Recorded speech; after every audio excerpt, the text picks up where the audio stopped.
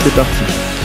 Bien, Henri Devier, bonjour. Vous êtes un fidèle de Canal Pourpre. Enfin, tu es un fidèle de Canal Pourpre, on va pas se vous voyez. Henri Devier, qu'on ne présente plus, mais qu'on va présenter quand même. Acteur, metteur en scène, artiste associé. Je sais que tu y tiens beaucoup. Melchior Théâtre, Gare Mondiale, cet endroit un petit peu étrange à Bergerac.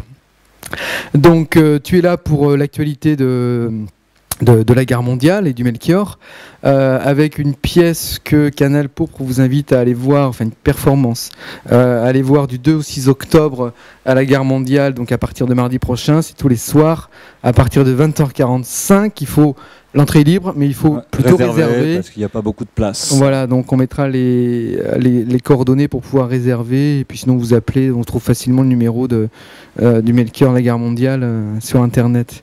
La performance qu'on va voir, c'est toujours dans le cadre du cycle théâtral d'Éric Da Silva que vous suivez depuis très longtemps, 2002 je crois. Ouais. Je ne pourrais pas vivre si je croyais que je faisais du mal. Ça c'est le chapeau de son cycle théâtral. Et puis donc je deviens Jimi Hendrix. Je crois que c'est la première fois qu'on le verra à Bergerac, mais il a beaucoup tourné, notamment à Avignon, cet été. Donc on va d'abord parler de... Je ne sais pas si c'est facile de faire un résumé ou un pitch de la pièce, de la performance qu'on verra du 2 au 6 octobre. Je vais tenter de faire un truc simple, essayer, clair, voilà. Enthousiasmant, dynamique, tout à fait, positif.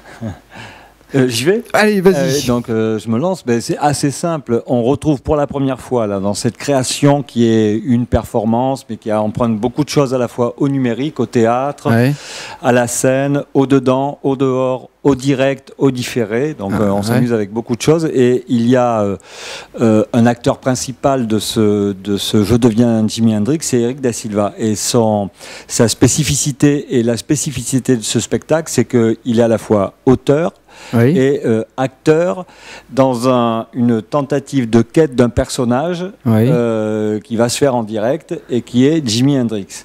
Alors c'est pas le Jimi Hendrix réellement que l'on connaît, puisque c'est difficile de redevenir quelqu'un qui n'est plus. C'est pas une performance sur Jimi Hendrix, on va pas le voir jouer de la guitare et brûler de guitare sur scène, on n'est pas là-dedans. Par contre, c'est de se servir de tout ce qu'a été Jimi Hendrix ou tout ce qui est Jimi Hendrix pour nous, pour essayer de voir comment Éric Da Silva va créer son avatar, son double, et qui s'appelle JH. D'accord, JH. Voilà, pour ça, il part du point de départ. Je crois que je ne vais rien dévoiler. Ça démarre par Éric Da Silva de dos à la machine, à l'ordinateur, qui frappe un texte qui est en acte d'écriture, jusqu'à là, au périple qui va, au final du spectacle, incarner et voir se métamorphoser un personnage, ce personnage qui s'appelle JH. Tu as participé à la mise en scène, j'imagine ? Oui, oui, je suis un espèce de... On participe tous, on est quand même tous très derrière cette écriture, et donc évidemment la mise en scène, même je ne sais même plus si on peut parler de mise en scène. Je suis encore très actif pendant le spectacle, pendant la performance. Je joue avec les caméras, j'interviens quand j'en ai besoin. Dans la mise en scène, il y a des vidéos, il y a tous les supports qui sont mobilisés, enfin beaucoup de supports sont mobilisés. On a par exemple utilisé ce support-là que maintenant tout le monde connaît, qui est le... C'est un smartphone, un smartphone, voilà. Rester sans com. L'ensemble des scènes filmées qui sont retranscrites sur 2 écrans, donc là on est très équipé en numérique, ont été... prise par un téléphone, d'accord, et remontée après par Fred. Et il y a 2 caméras qui sont des caméras HD sur scène qui tournent en direct. Et il y a aussi des choses différées que l'on prend en journée dans la rue, là où le spectacle se déroule. Donc là, vous allez à Bergerac voir passer des choses étonnantes, étranges. Ça veut dire que ça se nourrit aussi des lieux où la pièce ou la performance c'est le gros déclic d'Avignon, c'est qu'à Avignon, on a investi la rue, on a investi le Palais des Papes, on a été transgressé dans le bar du Inn. Enfin, on s'est bien amusé et on a en fait là découvert que toutes ces choses-là que l'on fait en dehors, évidemment on les capte et on les monte dans la nuit et on les réinjecte le lendemain dans le spectacle. Ce qui donne une localisation très très forte de l'endroit où le spectacle est présenté. D'accord. Ça demande beaucoup d'énergie, j'imagine. Ouais.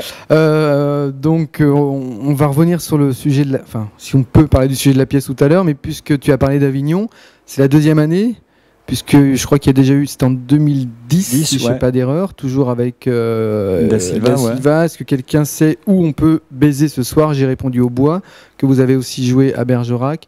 Au TNBA, à Bordeaux, ça a beaucoup tourné, voilà, et donc Avignon. Est-ce qu'il y avait une bonne réception à Avignon?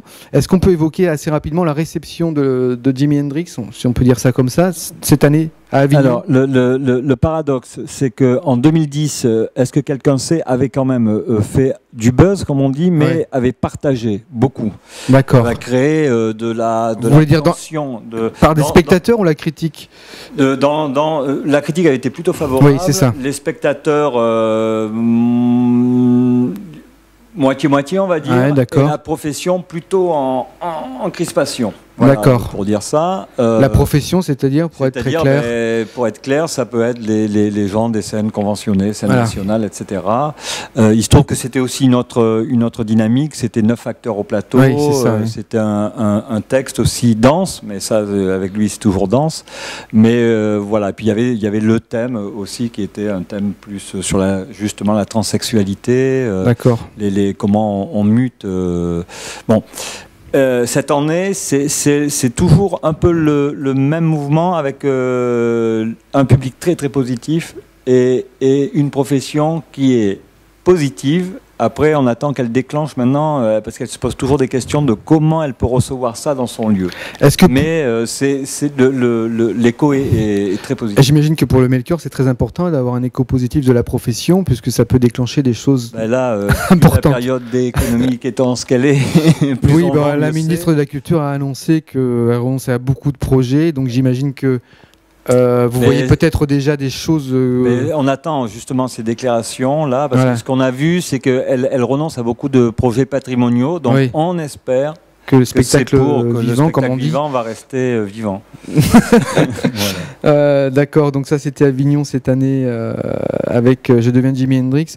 Pour revenir au sujet de la pièce précédente, un des aspects, c'était donc la transsexualité. Là, on est encore dans la mutation, si je comprends bien. Oui, on est dans une mutation, mais plus ludique. C'est-à-dire que c'est vraiment, ça part du personnage d'Éric Da Silva, écrivain, qui devient Jimi Hendrix.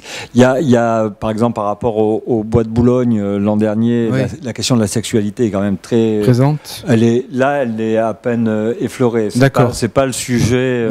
C'est pas le sujet principal. Non, ça explique beaucoup le processus, se dire tiens, bon, alors c'est quoi devenir Jimi Hendrix? Comment je m'y prends? Concret. C'est un spectacle concret. Et l'autre nouveauté pour nous, je pense que si on nous avait dit en 2010 qu'on irait sur cette voie-là, on aurait rejeté la chose de manière très très forte, c'est qu'on fait participer le public. Dans un moment très...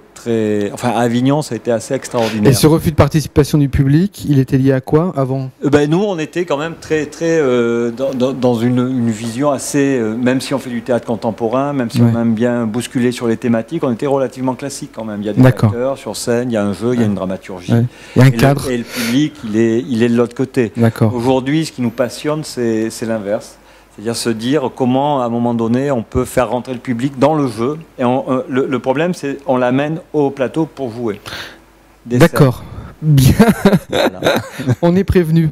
Je deviens Jimi Hendrix a été conçu ou travaillé à la Guerre mondiale cette année, au printemps. En fait, il a fait plein d'étapes. Il a été d'abord à la Chartreuse à Villeneuve-les-Avignon. On a été ensuite invité toujours à Villeneuve-les-Avignon pour une carte blanche en juillet 2011.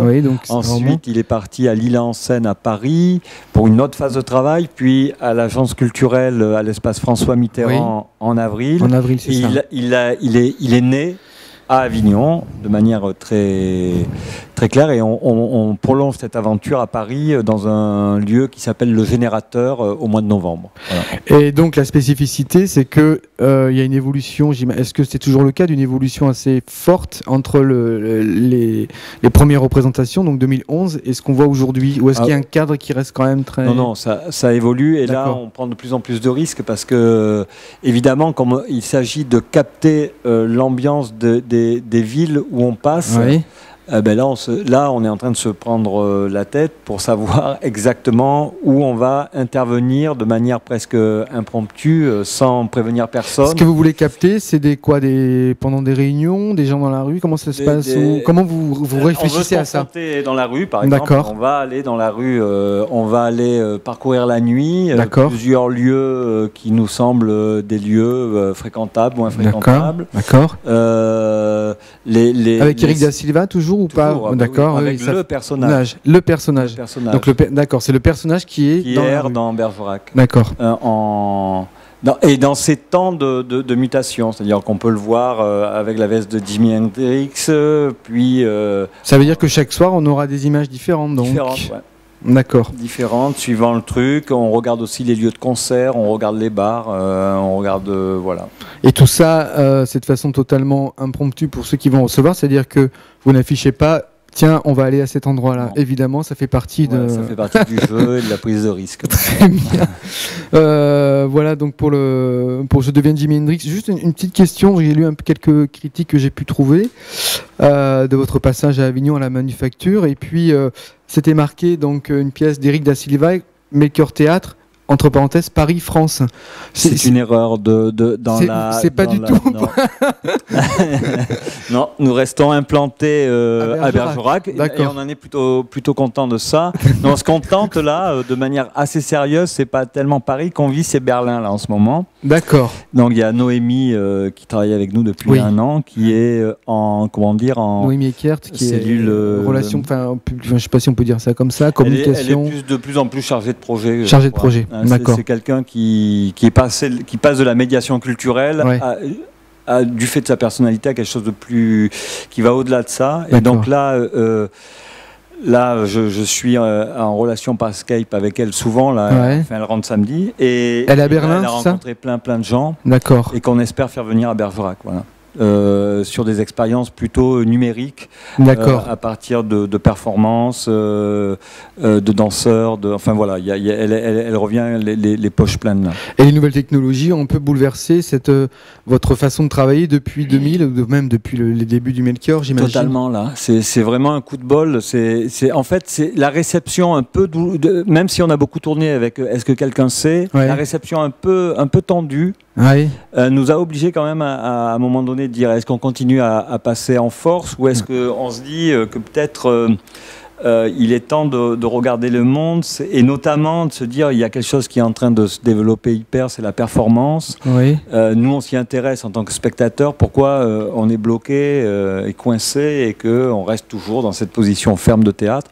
Donc la nouvelle technologie en fait c'est venu de Villeneuve-les-Avignon. Il se trouve que le directeur était Franck Beauchard, très passionné par les nouvelles technologies et il nous a invités à essayer de prendre en main et à faire quelque chose avec. Du coup, on est en train de monter. La garde mondiale va devenir ce qu'on appelle nous maintenant un hyperlieu. Un hyperlieu comme les hypertextes. Voilà, ou les hypermarchés. Oh, je pensais aux hypertextes. Non, hypertexte, hyperlien, hyper, je sais pas quoi. Mais non, on est par exemple dans une expérience, une tentative aujourd'hui d'expérience de connexion, mais qui est qu'au démarrage, entre un nouveau lieu qui s'est créé au lycée de l'Abri, qui s'appelle le Lavebot, qui eux aussi s'équipent en matériel technologie, voilà. La maison de quartier, qui elle aussi s'équipe et qui vient d'être... maison de quartier de la Brunetière. On est aussi en lien avec la médiathèque de Bergerac. D'accord. Un nouveau projet qui... Alors on va en parler tout à l'ure, ça. Qui se développe là, et dont nous, on a été un peu retenu sur cette question de l'hyperlieu, pour essayer de voir comment on crée un lien entre ce quartier et la médiathèque, à travers les nouvelles technologies. On va en reparler tout à l'heure. J'aimerais qu'on évoque le programme que vous avez diffusé largement, une magnifique plaquette. Hein. Alors ça, c'est grâce à Noémie, qui s'est lancée toute seule et qui a trouvé une jeune graphiste de Toulouse. D'accord. Voilà. Et elles ont fait ça toutes seules avec un petit budget. Très jolie plaquette, et d'ailleurs j'en profite pour dire que le site du Melchior a été aussi refait, je crois, l'année dernière, et qu'il est vraiment très très agréable. Et là, on remercie un gars qui s'appelle Thomas Biré, qui s'en est occupé, qui a vraiment bien réfléchi.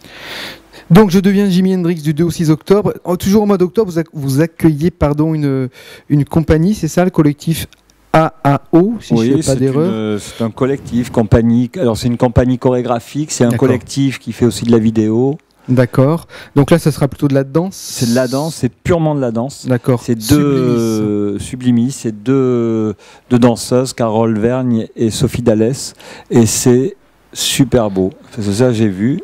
D'accord. Et elles étaient en résidence à la Gare Mondiale là en début de septembre. Elles sont restées 10 jours. Et c'est ce travail-là qui va être qu'elles vont présenter. Ouais. Le 14 novembre, la compagnie Les Marches de l'été. Et donc réservation Centre culturel de Bergerac. Ouais, ça c'est une collaboration avec le Centre culturel. C'est ça, le bain. Le bain, voilà. Et ça, j'invite tout le monde. C'est un travail à la fois radiophonique, esthétique. Tout ça, c'est à la Gare Mondiale. À la Gare Mondiale. Et c'est sur un texte de Lagarce. Et ça parle du sida. Et c'est très touchant. C'est un super beau texte. Et puis en décembre, vous finissez l'année avec la compagnie Dromosphère, Parler aux oiseaux. C'est une compagnie que vous avez déjà eu en résidence, il me semble. Qui a été dans le trafic avec un spectacle qui s'appelait Flûte. Ouais, c'est ça. Et c'est quelqu'un qu'on aime beaucoup. Et le collectif AAO et la compagnie Dromosphère, ainsi que la Crida Compagnie, les trois compagnies, c'est trois compagnies qu'on a décidé d'accompagner, qui sont compagnons, et donc qu'on accompagne pendant 3 ans. D'accord, c'est pour ça qu'on met des financements, qu'on les accompagne, qu'on les aide. Vous avez des prédilections, je me souviens de OnStap aussi, qui a comme ça des prédilections. Voilà. On navigue entre quelques compagnies là qui nous semblent correspondre à ce que nous on aime bien. Et sur le territoire, ces compagnies, elles sont implantées où? Est-ce que c'est dans la région? Est-ce que c'est un peu partout? Midi-Pyrénées pour la Crida Compagnie, mais enfin pour eux, Midi-Pyrénées, là ils sont au Chili, ils étaient il y a 3 mois au Japon, bon, enfin ils sont inclassables. Pour le collectif AAO, ils viennent de Bordeaux, et compagnie Dromosphère, Bordeaux aussi. Donc Midi-Pyrénées, Bordeaux. Plutôt des compagnies implantées dans le territoire. Et Eric Da Silva, qui est parisien, qui est l'auteur compagnon. Voilà. Comment vous les... Bon, j'imagine que vous avez fait les sélections, là. Ces choix se font par qui? Est-ce que c'est un choix d'équipe ou est-ce que c'est Henri Devier? Alors, pour être très honnête, c'est les deux. C'est-à-dire que je pense que la mutation là, de ce qui se fait, l'arrivée de Noémie, la présence quand même très régulière de Mylène, l'implication de Fred, un jeune qui vient de travailler avec nous qui s'appelle Tony Renard, qui a démarré là, il y a 15 jours. Moi, je suis en train de quitter, enfin, je reste dans la structure, mais je quitte cette position un peu de leader. Pour essayer de travailler un truc plus horizontal. D'accord. C'est volontaire. Moi, je sais que pour perdurer, il faut que maintenant j'assume mon rôle de transmission. De transmission, d'accord. Voilà. Donc les 3 compagnies, c'est partagé. Noémie, par exemple, Mylène, connaissent très très bien. On a pris la décision à tous. D'accord. Il se trouve que moi, je les connaissais d'avant, donc la règle est un peu faussée, mais de plus en plus, par exemple, ce dont on parlait tout à l'heure, un peu hors caméra, Noémie est sur Berlin, elle prépare Trafic, c'est elle qui repère les compagnies, c'est plus D'accord. D'accord, donc il y a une transmission qui s'effectue, ce qui est plutôt bien. Et toujours concernant l'implantation, ce lieu, et puis au rapport avec le territoire, parce que c'est pas non plus neutre de rester ici, et puis d'accompagner. Quelle est l'évolution, quel est le rôle de la Gare Mondiale là, on va parler en termes d'aménagement du territoire, de politique de la ville, après l'éclatement de la Brunetière. Enfin, l'éclatement, en tout cas, la retransfiguration de la Brunetière. Est-ce que comment vous percevez votre rôle, et est-ce que déjà vous imaginez l'évolution de ce rôle? Donc là, on est en mutation, ça c'est clair, mais on est très ancré toujours sur cette question de la politique de la ville, oui. Parce que la chose n'est pas résolue, loin de là. Oui. Donc il y a encore du travail, il y a des choses qui se sont améliorées, il y a des choses qui sont un peu compliquées, donc ça reste toujours d'actualité.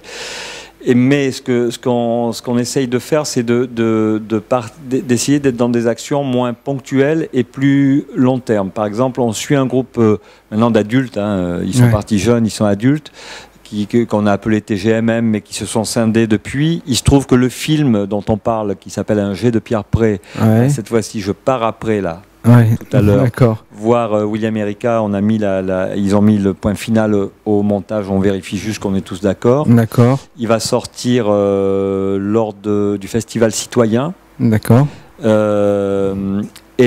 C'est un film sur le groupe TGMM ou c'est un film plutôt sur... C'est un film sur ces jeunes du quartier. D'accord, les jeunes du quartier, et sur leur réflexion, sur leur vision du monde. D'accord. On est hyper dans l'actualité de tous les thèmes là qu'on remue là en ce moment.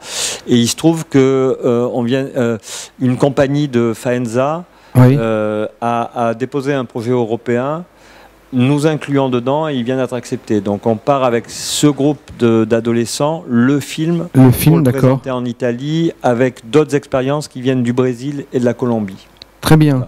On pourra le voir à Bergerac, j'imagine. Ouais. Vous savez à peu près quand? Là, il sort. Il faut qu'on trouve la bonne occasion, mais avant la fin de l'année. Avant la fin de l'année. Voilà. Et ce sera la guerre mondiale ou non, on espère le faire, mais c'est toujours un petit peu compliqué. D'ailleurs, je vais te demander au centre-ville, au cinéma Cyrano.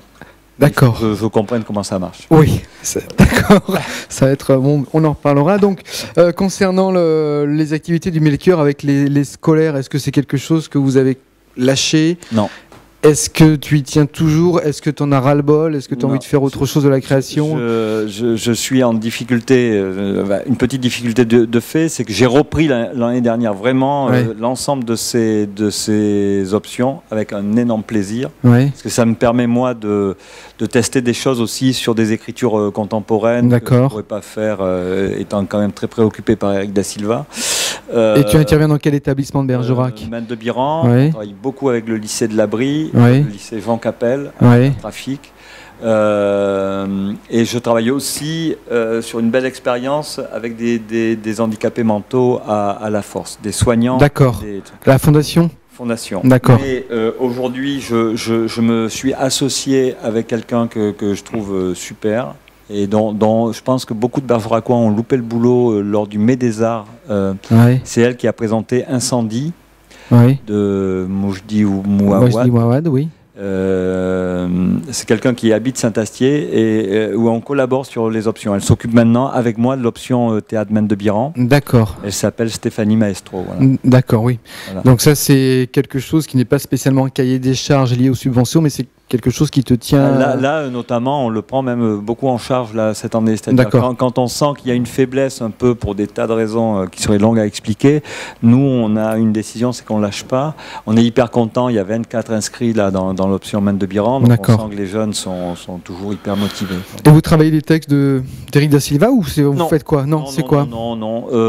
L'an dernier, moi, je m'étais attaqué à 5 auteurs contemporains, Angelica Lidl, espagnol, Rodrigo Garcia, je vois un peu une constance chez moi, Einar Müller, Xavier Duringer, plus léger, et un jeune auteur qui s'appelle Ronan Chenot. D'accord. Et on a monté 2 spectacles derniers. Et cette année, vous travaillez sur quel? Vous avez déjà réfléchi? Cette année, non, c'est en préparation. C'est en préparation, c'est pas. D'accord. On attend de voir. Voilà. Il me semble, mais tu m'arrêtes si je me trompe, que le Melchior va avoir aussi une clé à jouer dans la labellisation Ville d'art et d'histoire ou pas du tout? Est-ce qu'il y a un projet qui est lié à cette labellisation? Le truc, c'est que je ne sais pas. Honnêtement, ce que je sais, par contre, c'est que ce label de Ville d'art et d'histoire, quand même, le conventionnement du Roxane, et le fait que quand même la culture est très la DRAC, donc Direction régionale des affaires culturelles, très sensible aux actions qu'on mène à Bergerac, on est quand même dans une dynamique là où chaque chose aide chacune. d'une certaine manière. Donc voilà, il y a une dynamique quand même, même si on la voit pas toujours, il y a une dynamique qui... Voilà. Très bien. Alors, on va revenir sur la médiathèque. Tu évoquais cette espèce de lien qui se fait. Est-ce que tu peux en dire un peu plus de ce projet, surtout des objectifs? Déjà, le projet, il a été juste voté là, du point de vue de la municipalité. On est vraiment au tout début de l'articulation. On y va en douceur. Mais on s'appuie sur une association qui s'appelle Médiacité, qui est implantée à Saint-Médard-en-Val. Il y a une vraie réflexion. Il se trouve que la médiathèque aussi de Daisine, si je ne dis pas de bêtises, est en train de tout repenser vis-à-vis du numérique, et donc ouvre aussi des sessions de formation à partir de ses propres mutations dans lesquelles nous, on va s'engager. Et là, on va faire les premières réunions là, avec la médiathèque. Mais quand même, l'idée principale, c'est de mettre en synergie, à travers le numérique, le quartier de la CAT, en lien avec la maison de quartier, le Lavebot et la médiathèque. C'est-à-dire qu'on réunit à la fois on va dire un quartier périphérique qui a été un quartier ghetto, mais qui ne l'est plus réellement, mais où il y a quand même des poches. Et avec lesquels là il faut urgemment travailler, et notamment avec les plus jeunes là. Et le numérique est un prétexte? Le numérique est un prétexte. Je pense que c'est plus qu'un prétexte. Mais là aussi nous on apprend énormément. C'est-à-dire que c'est, comment dire, c'est presque de la recherche-action. C'est-à-dire on pose une hypothèse, mais en même temps nous il faut qu'on apprenne à se saisir de tout ça. Ce qu'on sait, c'est que ça a changé le rapport à la lecture. Qu'il y a quand même un mode de rapport à la lecture, et que l'idée n'est pas d'exclure l'un pour l'autre. Pour nous, c'est plus une tentative de rapprochement vers le livre, plutôt que de dire le livre est mort, on va rentrer dans une nouvelle forme. Mais il nous semble que ça peut... Alors ça, c'est l'hypothèse de départ, on verra dans un an ou deux si ça tient.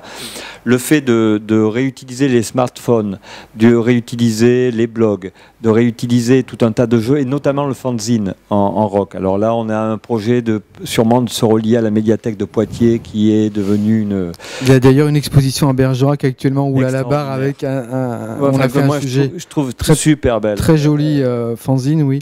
Donc là, on n'est plus dans le numérique, dans le fanzine. Non, c'est pour ça. Mais franchement, le numérique va nous aider. Voilà, c'est-à-dire qu'il y a quelque chose sur lequel, et le fanzine nous intéresse hyper, parce que, et notamment l'expo là que vient d'organiser Deoff, parce que ce qui nous intéresse, c'est comment on se raconte. Et on va passer de l'oral à l'écrit. Comment on se raconte à travers ça, et quels sont déjà les supports existants de ce type de narration et tout ça. Donc bon, là je te dis les grandes lignes. Les grandes lignes. Pour l'instant, c'est embryonnaire. C'est très embryonnaire. Ça devrait aller vite, parce qu'il faut là maintenant on a les moyens de s'y mettre. Donc beaucoup d'activités autour de la gare mondiale, en tout cas. Écoute, de toute façon, on aura l'occasion de revenir sur tous ces points qu'on n'a pas vraiment approfondi. Donc je te remercie d'être venu, d'avoir présenté votre programme. Et puis donc c'est à partir du mardi 2 octobre qu'on va pouvoir voir Je deviens Jimi Hendrix. Je rappelle. Je peux rapprocher, c'est que je pense que dans cette phase de création, pour les gens qui connaissent, vous risquez d'être surpris aussi, mais il y a quelque chose de nouveau qui s'est renouvelé. On travaille avec Eric Da Silva, on défend une écriture, mais là je pense qu'on a trouvé avec lui une manière de se réapproprier le projet, et on est vraiment dans une recherche d'accessibilité accrue en direction du public. Ça c'est clair, donc il faut aller vérifier. Et si on vous croise dans la rue, on ne s'affole pas. On ne s'affole pas. Écoute Henri, merci beaucoup, à très bientôt. Et puis donc je rappelle, je vais en profiter pour rappeler, donc 05 53 57 90 77 pour réserver. Sinon on peut faire ça par mail, mais on trouve ça avec n'importe quel moteur de recherche, donc je ne vais pas m'amuser à lire le mail. Voilà, merci en tous les cas. Bon courage, et puis nous on sera là, et puis on en reparlera un peu après pour peut-être tirer des enseignements, voir comment la réception. Passé, parce qu'il y a toujours là, c'est très expérimental dans cet effet de saisir Bergerac. C'est comment on va faire rentrer Bergerac au fond à travers ce spectacle dans la salle. Bien, on espère que Bergerac va vous inspirer. Merci beaucoup Henri, et puis à bientôt. À bientôt.